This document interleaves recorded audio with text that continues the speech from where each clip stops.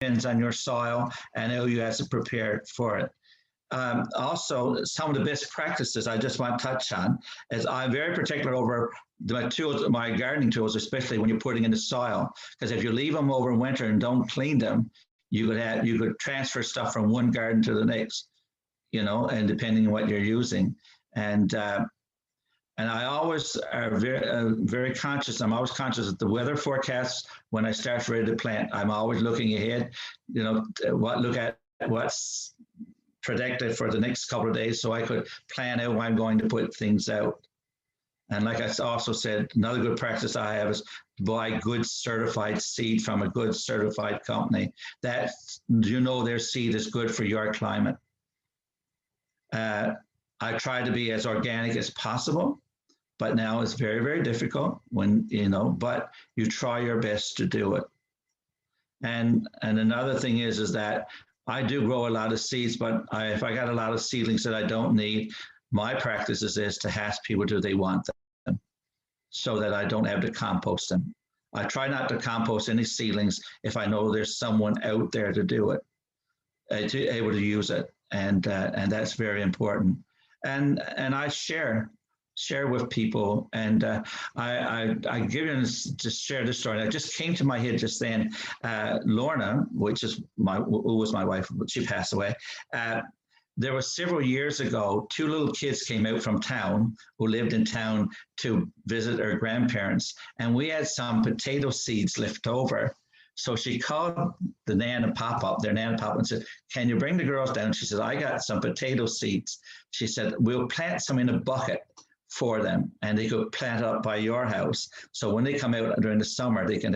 And it was only Sunday I went there to have dinner with the grandparents, and the little girl was out from St. John's, and she mentioned about, because we were talking about gardening, she said, yes, she said, Lorna helped me plant some potato seeds, and we got potatoes out of it. So, we try to encourage little things like that helps you out, right? So that's the best practice, to help. Be there to support someone who needs help. You might not know it all, but you can guide them. And that's it, So that's some of the things that I do, and that's my little journey. But before I finish, I want to share something with you, a part of it. I got a little slide presentation there. It's not done very well, but a friend of mine did. It's done good for only doing it last night, and I never had a chance to work on it a lot. But my friend who I was staying with, she said, her and her husband is avid gardeners. We garden and we share everything, seeds and everything. And her husband said, Gerald, did you see the Down Home magazine this month? Now, I don't know if you know what the Down Home magazine is. Do you? Anyone see it? Well, it's a magazine that's published in there. Yeah, Joe, that in there this week and every week, there's every month there's a page or two on gardening, and now it's being written by Kim Thistle, and she had done this last month, or I guess for the month of April. She had their reasons for gardening. Now and Light said, "Why don't you do that?" And I said, "Boss, I haven't got time to put that on a slide presentation or anything like that."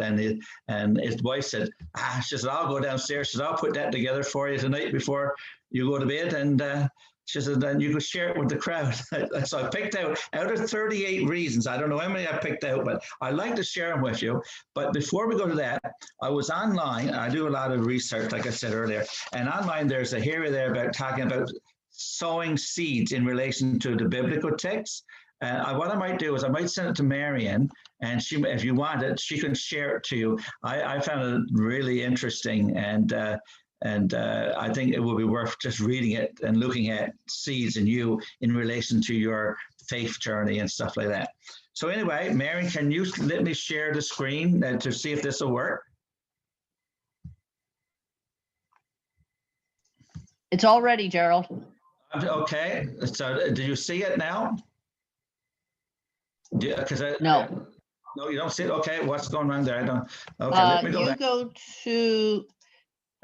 to share screen. Okay, and you click on share screen. Okay, yeah, share screen. I got there. And then you should be able to see in front of you what you need to show, and double click on that. Okay, yeah, I think this is it here. Now, do you see this? Coming there. That's Okay, it. let me get to the first slide first. Okay, reasons to share to garden, and that's their shed that used to have in their garden that Eileen and Lloyd had in their garden in Gander. But anyway, this is some of them. I couldn't get a chance to bullet them in or whatever. But now I got to get the picture down some because I'm seeing too many and I cover my screen. Okay, that's fine. And the first one, it says it's great exercise and helps build strength. Gardening activities decrease dementia. Think about that. Dementia risks and fight off depression. It's an activity that will carry you into your golden years with grace and confidence and give you something to do with the grandchildren, neighbors, and friends. Right now, let me go to the next one. Okay, not working on my side that well, but anyway, can you see that? Yep, it's good. I don't know, I don't hear anybody. It's good. Okay. And it says you can grow your own and offset the grocery bills if you've got a big enough garden. It gives you an appreciation for the true value of nutritious food and encourages you to eat healthier. Okay, let go. It's not working right. It challenges the senses, which is so true. Flower planting attracts birds, butterflies, and bees. These pollinators keep the earth turning. Give them a healthy home. So, and that's very important that we do that. Working together in the garden encourages your children to become gardeners, and that is true in my case. My children love it, and that is probably one of the most important benefits is passing on the love of gardening, and so that people that come behind us can do it. It builds community and combats loneliness, and I guess some of you have experienced that. And it use it to escape from housework. I love that one. Escape from housework. And you can do it in your own backyard and not have to burn any fossil fuel to get there. Let's see what's the next ones that are there, if there's any more. Okay, and it's an excellent for your mental health and helps to calm after stressful events. It is so therapeutic for your mind and body, stimulating mindfulness. The hope of spring gardening and spring blooms helps to get you through the bleakness of winter. It helps you to learn the difference between the beneficial insects and the pests in the garden. And you know how much pesticides you are eating when you grow your own, which you don't know when you buy something in the store. And I use all organic pesticides, not things to kill insects and pests, because I don't want the birds to eat something that could hurt them. You're not powerless when it comes to climate change. Gardening gets you in touch with Mother Earth and is food for the soul. It helps to build self-esteem. Outdoor gardening gets you a free dose of vitamin D. And gardening experiences exercise increases flexibility, and gardening helps you to get through the pandemic. I had to put that one there. And that was some of the things that she said. Now I get back to the group. Okay. Now, how was that? Any questions or anything, or you want to share your story? There. Now I'm on. I have Pardon? a question. Can Yeah. you take it off screen share first? Yeah, okay, how do I do that? You go back to screen share and end. You go Yeah, click I on can't- screen share again. I'm not getting that power bar anymore. That's my problem. I'm Go not to getting. the top. Oh, If you hover at the top of the screen, Yes. your arrow should bring down a drop down menu to say stop share. Oh, top share. Okay, yes, I see it there. Okay, well, it worked. Stop.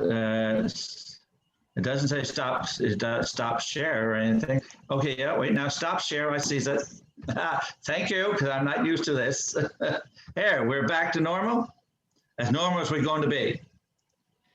Okay. I love Now. the comment about increasing flexibility. Last summer was the first time I'd done a vegetable garden, and I turned a third of my front yard into one. I put paths through it, planted, and as things came up, I was leapfrogging from path to path, big giant steps. Fortunately, I have some height, but flexibility was huge last summer. I don't know if that's of any use to you or any benefit to you, but I just shared out, this is a synopsis of what I could share more, but I mean, I'd like to hear your stories, really, because you garden in a different climatic area than I do.